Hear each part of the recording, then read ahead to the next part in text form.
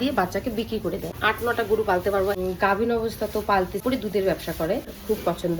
এখানে কিন্তু পুলিশ টুলিশ আসতে পারে, ফটো তোলারও সুযোগ দেয়নি। কিন্তু ওই গরু না, এটা তো অন্য গরু, কিন্তু গাড়িওয়ালা পুরো রেগে যাচ্ছে। হ্যালো ফ্রেন্ডস, আমরা যাচ্ছি এখন নীলাক্ষী স্কুলে। আজকে আছে প্যারেন্টস মিটিং। বাবারে কতগুলা কুত্তা আমাদেরকে দেখে আগায় আছে। ওই কামড়াবে না তো? বাচ্চাগুলো চিল্লালে মাঠও চিল্লাই। কুত্তাগুলোর ভয়ে আর যেতেই পারলাম না। আমরা রিটার্ন যাচ্ছি, আবার ওই পাশ দিয়ে যাবো। যে ভয় পাই কুত্তাকে। আমার তো বাড়িতে কুত্তা ছিল, হিমালয়ান শেফার্ড, ওর নাম হলো রলি। কয়বার যে আমাকে চিৎপাটান করছে, আর আমার বরের তো মাংস উঠায় নিছে। আমাদের রলিটা অ্যাক্সিডেন্টে মারা যায়। এই যে বাড়ির পিছনে ওকে রাখছি, তোমাদের দেখাবো যে আমরা কতটা ঘুরলাম। কুত্তাগুলো ছিল ওইখানে, আর আমরা ওই রাস্তা দিয়ে আসতেছিলাম। পরে আসলাম ঘুরে এই পাড়াতে এই পাশ দিয়ে। পরে আমরা কিন্তু চুটকিকে আনতে যাওয়ার অনেক লেট করে ফেলছি। পাক্কা 1:00 বাজে চুটকির মানে ছুটি হয়ে গেলে আমাদের কাছে মিটিং। আমি জানি না মিটিংটা আমি অ্যাটেন্ড করতে পারবো কিনা। তো চলে আসি চুটকির স্কুলে। কত বাচ্চার তো ছুটি হয়ে গেল। তো এই যে হচ্ছে কি সুন্দর করে মিটিং হলো, আমরা এখন যাচ্ছি। চলো শোনাই। চুটকি আয় আয় আয়।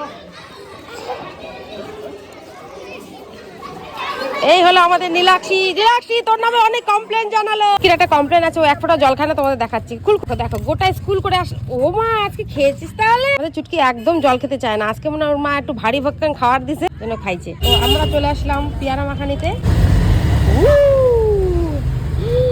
চুটকি একবার খেয়েও নিল। কেমন স্বাদ?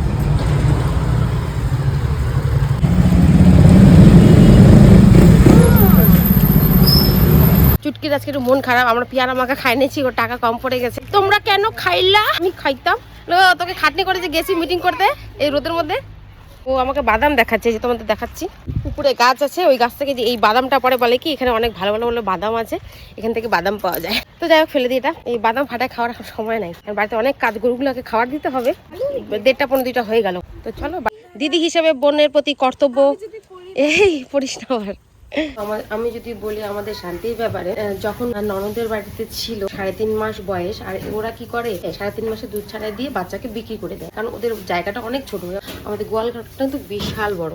মোটামুটি আমি 8-9টা গরু পালতে পারবো, এত বড় আমাদের গোয়াল ঘর। ওদের 2টা গরুর বেশি গরু আটে না। ওরা আবার কি বলতো, আমরা যেমন দেখো একে গাভীন অবস্থা তো পালতেছি, ওরা কিন্তু পালে না। ওরা কি করে সিস্টেমটা, ওরা মানে পুরাপুরি দুধের ব্যবসা করে। গরু দুধ দেয়, যখন দুধ কমে আসে তখনই বিক্রি করে দেয়। ঠিক ওর বদলে আবার কিছু টাকা দিয়ে আবার দুধওয়ালা সেগুলো আবার কিনে নিয়ে আসে। এগুলো তো বলছে বিক্রি করবে না, দিয়ে দিবে আমাদেরকে। ওই জন্য যখন আরেকটা গরু কিনছে, তখন ওরা একে আবার বাড়িতে রাখার জায়গা নাই, একে দিয়ে দিবে। আরেকটা গরু কিনবে, যার কাছ থেকে ওরা সবসময় কিনে। ফুলবাড়িতে একটা জায়গা আছে খাটাল, সেখান থেকে ওরা সবসময় কেনা বেচা করে। ওখান থেকেই নিয়ে আসে। দুধ যখন কমে যায় আবার ওখানেই দিয়ে আসে।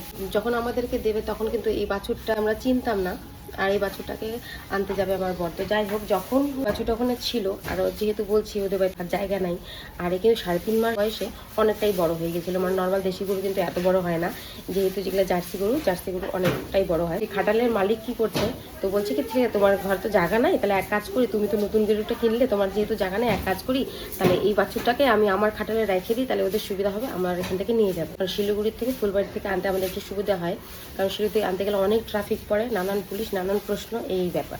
যাই, যদিও বা আমরা কাগজপত্র করেই নিয়ে আসতাম। তো বলছে ঠিক আছে, ভালো কথা, তো তুমি তোমার কাছে নিয়ে যাও, আজকে ওরা নিয়ে আসবে।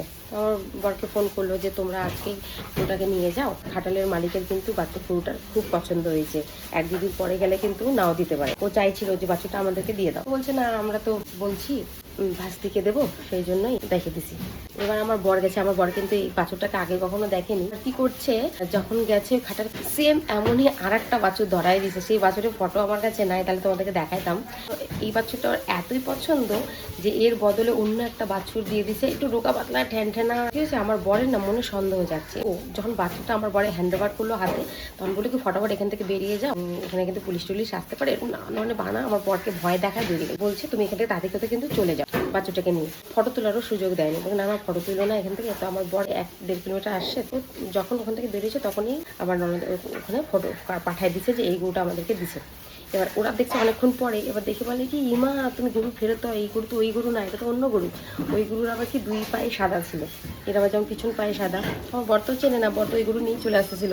বর আমাকে ফোন করছে, আবার সে কি কাণ্ড, আমার যে জামাইবাবু বলে ঠিক আছে দাঁড়াও, এবং করে ঠকালো, দাঁড়াও আমি আসতেছি। আমার জামাইবাবু আবার শিলিগুড়ি থেকে আসে, আমার বর আবার ওই জায়গায় যায়, বললো তোমাকে খাটলায় ঢুকতে হবে না, তুমি বাইরে থাকো, আমি আসি। তারপরে সে আমার বর আবার রিটার্ন গেছে গাড়ি নিয়ে, মানে কত কষ্ট করে গরুটাকে গাড়িতে উঠাইছে, আবার আসে আধা রাস্তা, আবার আধা রাস্তা থেকে তারা ফটোটা দেখে আবার রিটার্ন গেছে। এদিকে কিন্তু গাড়িওয়ালা পুরো রেগে যাচ্ছে যে কি কোথায় সন্ধ্যা হয়ে যাচ্ছে, গেটের সামনে দাঁড়িয়েছিল। জামাইবাবু আসে, তখন একটু বকাবকি করছে যে কেন আপনি এরকম করলেন, আপনাকে বিশ্বাস করে গরুটা দিচ্ছি, আপনি যে বিশ্বাসের অপব্যবহার করছেন, আমার শালাবাবুকে আপনি কি গরু দিয়ে দিচ্ছেন, এটা অন্য একটা গরু, এটা তো আপনার করাটা ঠিক হয়নি।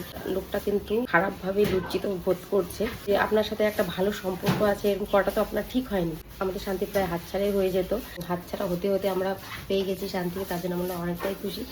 যেহেতু দালাল মানুষ পছন্দ করছে, মানে খাটালের মালিক, তাহলে গরুটা কেমন ভালো হতে পারে। যেই পরিমাণ ওর খাওয়া দরকার ওই পরিমাণ ও একদমই খাইতো না। এখন কিছু কিছু ওষুধও দিচ্ছি, কৃমির ওষুধ খাওয়ানো হয়েছে, ভিটামিন খাওয়ানো হয়েছে, এখন একটা লিভারের ওষুধও দিব, আস্তে আস্তে ওষুধটা আশা করছি ভালো হবে। যাই হোক, এমন করে আমরা শান্তিকে পাইছি, তার জন্য আমরা অনেকটাই খুশি।